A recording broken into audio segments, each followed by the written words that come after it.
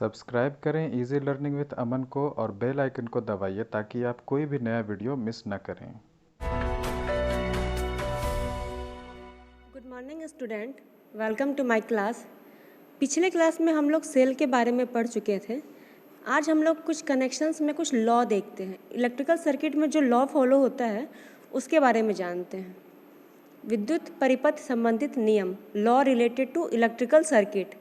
परिपथीय गणना संपन्न करने के लिए कुछ आधारभूत नियमों का अनिवार्य रूप से प्रयोग किया जाता है। जो नियम इस प्रकार हैं। जो इलेक्ट्रिकल सर्किट में जो लॉ हम लोग फॉलो करते हैं उसमें से पहला नियम है ओम्स लॉ। इस नियम के अनुसार नियत तापमान, कांस्टेंट टेम्परेचर तथा नियत भौतिक परिस्थितियों, सर्टेन सिचुएशन में किसी बंद विद्युतीय परिपथ, क्लोज्ड सर्किट में किसी प्रतिरोधकों, रेजिस्टेंस के सिरों पर पैदा होने वाला विभवांतर वोल्टेज उस प्रतिरोधक में से प्रवाहित होने वाली विद्युत धारा मान के अनुक्रमानुपाती होता है। ओम्स लॉ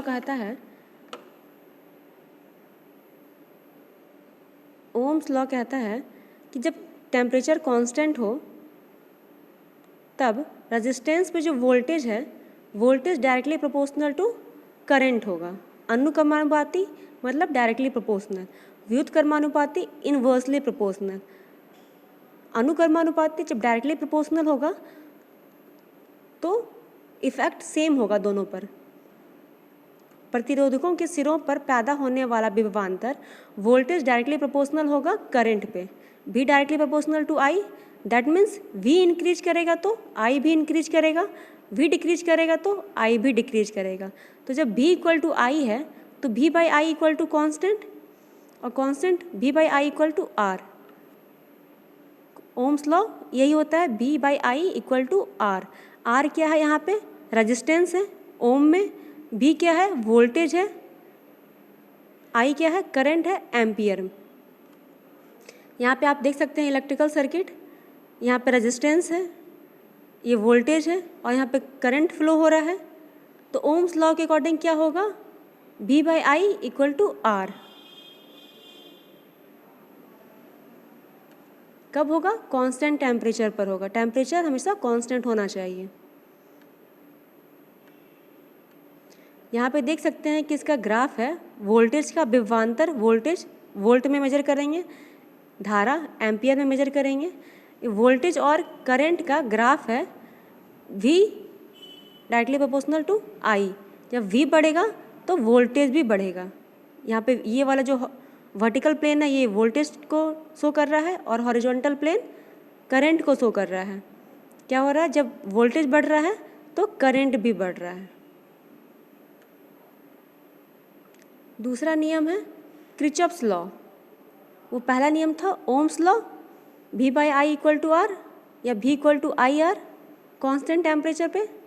दूसरा नियम है किरचॉफ्स लॉ। किरचॉफ ने विद्युत परिपथ में वोल्टता एवं धारा संबंधित दो नियम प्रतिपादित किए। ये दोनों नियम संयुक्त रूप से किरचॉफ के परिपथ का नियम कहते हैं। किरचॉफ दो लॉ दिया है, पहला लॉ और दूसरा लॉ। पहला लॉ को हम लोग क्या कहेंगे? विद्युत धारा नियम, इलेक्ट्रिक करंट लॉ या किरचॉफ्स फर्स्ट लॉ। जब बोलेगा कोई पूछेगा कि किरचॉफ्स फर्स्ट लॉ कौन सा है तो किरचॉफ्स फर्स्ट लॉ है electric current law. Electric current law को ही हम लोग किरचॉफ्स का फर्स्ट लॉ कहते हैं या किरचॉफ्स का प्रथम नियम कहते हैं। और दूसरा नियम होता है वोल्टेज का नियम।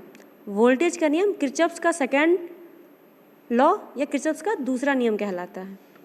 तो पहला नियम में हम लोग देखते हैं इलेक्ट्रिक करंट लॉ। पहला नियम, किसी परिपथ के किसी सामान की ओर जाने वाला विद्युत धाराओं का योग संगम से दूर जाने वाले विद्युत धाराओं के योग के बराबर होता है। इस नियम को किरचॉफ्स का प्रथम नियम, किरचॉफ का बिंदु नियम, किरचॉफ का जंक्शन नियम, किरचॉफ्स का संधि नियम भी कहते हैं। यदि संगम की ओर जाने वाली विद्युत धारा I1, I5 और उससे दूर जाने वाली विद्युत धारा I2 और I3 और I4 हो तो क्या कह रहा है? इस नियम में, फर्स्ट लॉ में क्या कहा जा रहा है? जब कोई सर्किट है, कोई इलेक्ट्रिकल सर्किट है तो उसमें से जितना करंट अंदर की ओर आ रहा है और जितना कि करंट बाहर की ओर जा रहा है दोनों बराबर होगा, दोनों बराबर होगा। करंट इंटरिंग मतलब जो करंट अंदर की ओर आ रहा है equal to current out going जो कि करंट बाहर की ओर जा रहा है। अंदर की ओर आने वाला करंट और बाहर की ओर जाने वाला करंट दोनों का वैल्यू बराबर होगा। जैसे कि आप यहाँ देख सकते हैं कि मान लीजिए एक ग्राफ है, तो यहाँ पे 5 करंट है, किसी सर्किट में 5 करंट आ रहा है, तो ये वाला जो करंट है वो क्या, ये यहाँ पे सेंटर पॉइंट है, यहाँ पे एक सेंटर पॉइंट है, तो ये क्या है, अंदर की ओर आ रहा है। ये वाला करंट क्या है, I5 अंदर की ओर आ रहा है, करंट इंटरिंग है। I1 ये भी अंदर की ओर जा रहा है, ये भी करंट इंटरिंग है। और ये तीनों करंट क्या शो कर रहा है, एरो क्या शो कर रहा है, बाहर जाने का रास्ता, बाहर जाने का रास्ता शो कर रहा है, मतलब करंट लीविंग, जो करंट निकल रहा है बाहर, करंट लीविंग या करंट आउट गोइंग। तो अगर हम लोग इस दोनों को बोलेंगे करंट इंटरिंग, तो इस दोनों को बोलेंगे करंट लीविंग। इस दोनों को बोलेंगे करंट इनकमिंग, तो ये तीनों हो जाएगा करंट आउट गोइंग। जो करंट अंदर की ओर आ रहा है current entering equal to current out going. ये दोनों I1 और I5 का वैल्यू I2, I3 और I4 के बराबर होगा। यहाँ पे वही कहलाता है क्या, sum I in equal to sum of I out। जो करंट I in है जो अंदर आ रहा है वो current total sum of I out के बराबर है। तो I1 plus I5 equal to I2 plus I3 plus I4।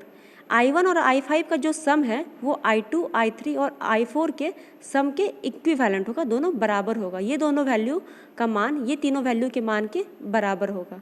Current entering equal to current leaving कहता है करंट इलेक्ट्रिक लॉ।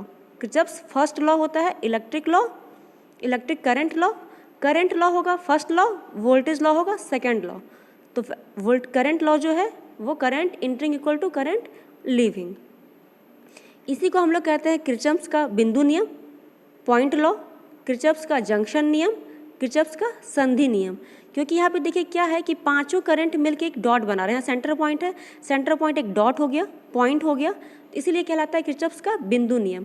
यहाँ पे पांचों करंट का संधि हो रहा है, सब आके यहाँ बीच में मिल रहा है, इसीलिए कहलाता है किर्चॉफ्स का संधि नियम या फिर किर्चॉफ्स का जंक्शन नियम। जंक्शन मतलब मिलना, सबका मिलाव।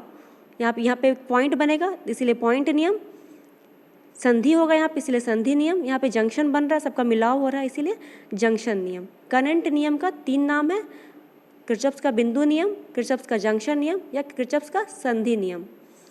वही कह रहा है कि संगम की ओर जो पॉइंट है, संगम की ओर जाने वाली विद्युत धारा I1, I5 और उससे दूर जाने वाली विद्युत धारा I2, I3 और I4 हो तो I1 plus I5 equal to I2 plus I3 plus I4।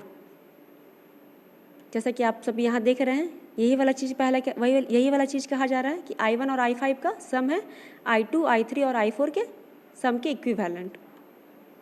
यह नियम आवेश के संरक्षण के नियम पर आधारित है। ये नियम जो पहला वाला नियम है करंट का नियम है वो आवेश के संरक्षण पर आधारित है। दूसरा नियम है वोल्टेज का नियम। किर्चॉफ्स का सेकेंड लॉ क्या है, वोल्टेज लॉ।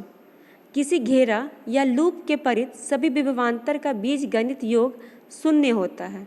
वोल्टेज का नियम क्या कहलाता है कि कोई जो क्लोज्ड सर्किट है, कोई क्लोज्ड इलेक्ट्रिकल सर्किट है, तो जितना वोल्टेज है सारा का सम 0 हो जाता है। किसी क्लोज्ड इलेक्ट्रिक सर्किट में जितना भी वोल्टेज है उससे सारे का सम, सारे का जो जोड़ होता है बीजगणितीय योग, वो 0 के इक्विवेलेंट होगा, 0 हो जाएगा। जैसा कि आप सभी देख सकते हैं कि एक सर्किट है यहाँ पे, इसमें V1 है, V2 है, V3 है और V4 है।